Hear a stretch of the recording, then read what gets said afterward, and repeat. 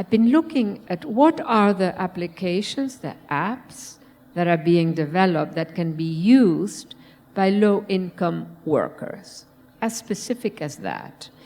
And then you see that most of the applications are either for scientists, which are collaborative spaces that ironically are more useful to low-wage workers, but they've not been designed for low-wage workers, than they are to middle class, because what you described as individualism, etc., is sort of the middle strata. Huh?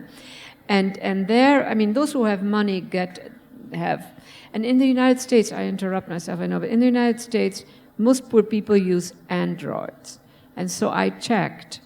Most of the applications that are being developed are either for computers or they are for iPhones, not for Androids.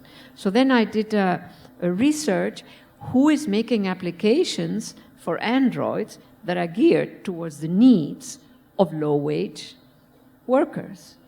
And there is very little. And what I see is a whole bunch of brilliant, politicized doctoral students who have the time, they're writing their dissertations. They are developing applications for low-income, but it's very interesting.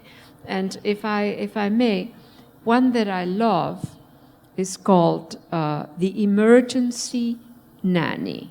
A nanny as in take, well, the emergency nanny can be, whoever is stable, is fixed in the community, the hairdresser, the butcher, etc., who can be called by a click on your Android at the workplace. If you're a low-wage worker in the United States, you cannot pull out a phone and try to find out, where do I find help? Like if the person, the aunt, the cousin who has to take care of the kids or has to take care of the elderly. What you can do is, click on that application. And that application mobilizes a network that you have selected of people who are sort of based in the community, and they can then take care and organize. And I see that as a first step, again, in mobilizing a neighborhood, little steps. And so, there is a lot that can be done, but it's not in the form of the big machines or the surveillance center in Rio.